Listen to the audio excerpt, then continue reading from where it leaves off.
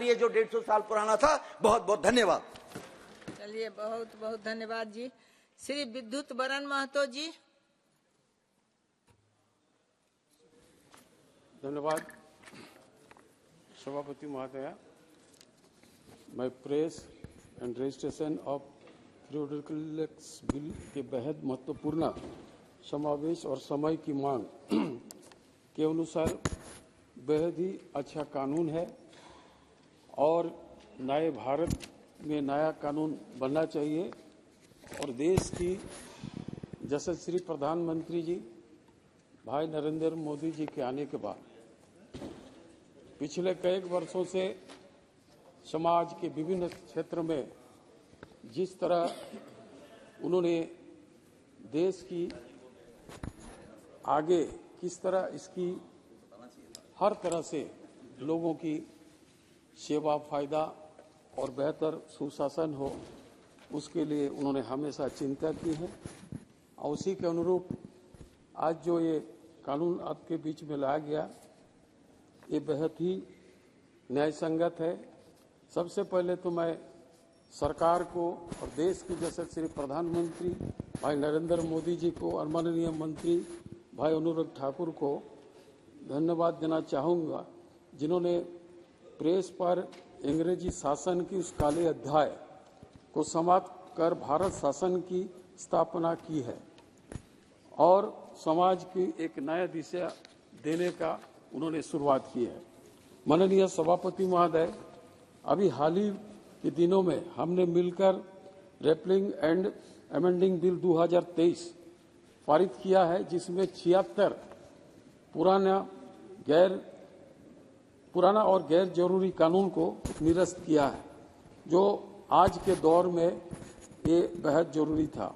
मैं ये सदन को भी आदरणीय प्रधानमंत्री भाई नरेंद्र मोदी जी का प्रति पुनः आभार प्रकट करना चाहूँगा कि उन्होंने अब तक अपने 9 वर्ष की शासन काल में रिकॉर्ड 1952 पुराने और गैर जरूरी कानूनों को उन्होंने चुन कर निष्प्रभावी कर दिया गया और समाज के भीतर में जो कानून हमेशा लोगों के विपरीत में काम होता था, समाज के विपरीत में काम होता था, उसको निरस्त करके एक नया कानून को लाने का काम किया, जिसमें देश के हित में, समाज के हित में, लोगों का हित में होता रहा। आज इससे सरकार की सिटीजन सेंट्रिक नीतियों का पता चलता है, नयापन का पता चलता है।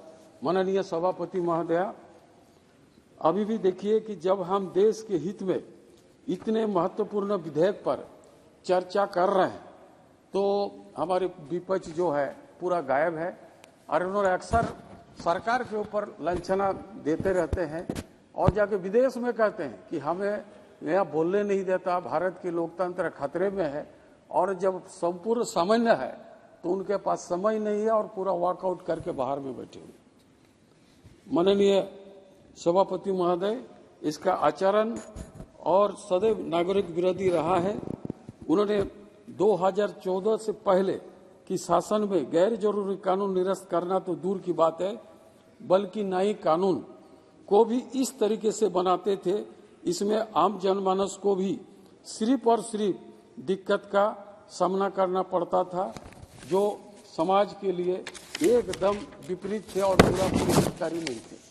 माननीय महोदय, ये पर मैं सदन में बताना चाहूँगा कि 2014 के पूर्व यूपी 2 के सरकार में प्रेस से जुड़े उन कानून को बदलने का ये निरंतर प्रयास किया गया था, लेकिन अफसोस ये तो भला हुआ कि लोग इस कानून को पारित ही नहीं कर पाया, अन्यथा यहाँ की इस कानून में 1867 अंग्रेज कानून का कुछ भी भिन्न नहीं था। उन्होंने जनता को प्रताड़ित करने उस कानून को 50 से ज्यादा क्लाउज रखे हुए थे। कोई चीजों में जेल प्रावधान का जस का तस रखा गया था, जिसमें रत्ती भर यहाँ की लोगों की, यहाँ के आम जनों की सुविधा से परे था, बल्कि और घातक होना था, जिसका चलते इस कानून वर्तमान में हमारे मोदी जी की सरकार ने उसका पूरा देख रेख के समाज के हित में, लोगों के हित में, जिसमें बेहतर हो उसको ध्यान में रखते हुए इसको लाने का काम किया। माननीय सभापति महोदय, विपक्ष के बार बार वर्तमान सरकार पर नहीं बोलने देने का आरोप लगाते हैं। मैं यहाँ आपके माध्यम से सदन से ये भी बताना चाहता हूँ कि प्रेस से जुड़े अपने कानून में कॉलेज और यूनिवर्सिटी के निकलने वाले छात्रों को, पत्र पत्रियों को भी कानून के दायरे में लाने का प्रयास किया। प्रेस के माध्यम से जो समाज के विरोधी तत्वों को उन्होंने बार बार प्रेस और मीडिया के माध्यम में हाईलाइट करके उन लोगों को जो समाज के घातक और उनके विपरीत काम करते थे, वैसे लोगों को भी पत्रिका के माध्यम से उसको हीरो जैसा बनाकर समाज के भीतर में लाने का प्रयास किया, जो काफी निंदनीय है। और हम उस समय उसका घोरतोड़ विरोध किए थे। आज भी ऐसे लोगों का विरोध करते हैं जो समाज का हितकारी नहीं होकर, देश के हितकारी नहीं होकर औरों के बीच में देश को बदनाम करने में जुटे रहते हैं। माननीय सभापति महोदय, ये विधेयक ईज ऑफ डूइंग बिजनेस और ईज ऑफ लिविंग बढ़ाने की दिशा में सरकार का एक नया सार्थक प्रयास है, जो काफी सराहनीय कदम है और मैं पूरे मन से इसको सराहना करता हूं। माननीय सभापति महोदय, मैं इतना सरल और अच्छा, इससे कोई भी आम आदमी आराम से इस चीजों को पढ़कर समझ सकते हैं। जिस चीज को लाया गया है, इसमें सबसे महत्वपूर्ण बात यह है कि पहले किसी भी पत्र या पत्रिका शुरू करने में 2 से 3 वर्ष माननीय सभापति महोदय लग जाता था, जिसमें लोगों का जो उत्साह वो भी घट जाता था और लोगों का दिक्कत भी काफी बढ़ जाती थी। लेकिन इस कानून लाने के बाद लगभग 2 या 3 महीने से इसको पूरा कर लिया जाएगा। जो उसका परेशानी लोगों का दौड़ने और लोगों से मिलने झूलने ना मिलने का समस्या मिलता था, वो उससे निजात पा जाएगा और कम समय में इसका शुरुआत कर सकेंगे। माननीय सभापति महोदय, अब अगर कोई भी नागरिक नया पत्र पत्रिका निकालना चाहता है तो उसे अधिकारियों का चक्कर नहीं कटना पड़ेगा, बल्कि ये आराम से घर बैठे ऑनलाइन भी कर सकते हैं। ये भी एक सरकार के द्वारा एक बहुत बड़ा अच्छा कदम है। मैं माननीय जो सभापति महोदय, प्रिंटिंग प्रेस लिए ये भी जो विधेयक एक वरदान के समान है, क्योंकि यहाँ का बेमतलब की कंप्लायंस की निजात दे दी गई है।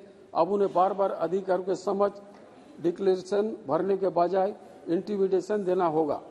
कर हम लोग अक्सर देखते हैं कि प्रिंट मीडिया में लगातार समाज विरोधी कई ऐसा चीजों को लोगों ने दिखाने का काम करते हैं, जो तो आम लोगों का असर पड़ता है। छोटे छोटे बच्चों में भी इसका बुरा असर देखा जाता है।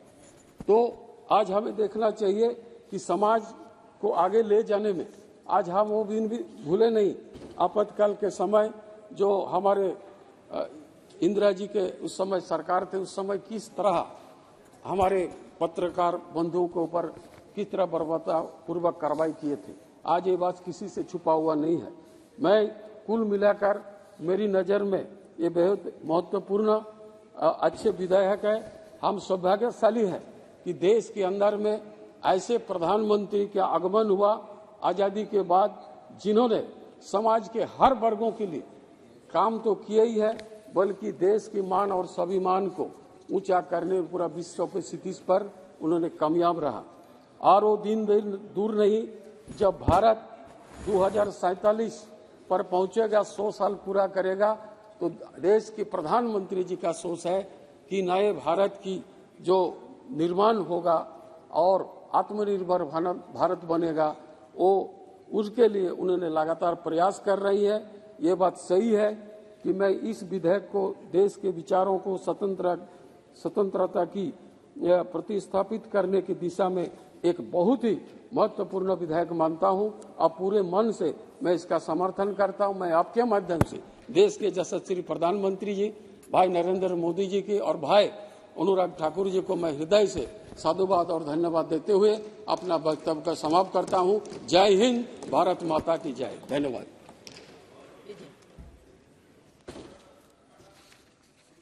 Your permission, I move the following.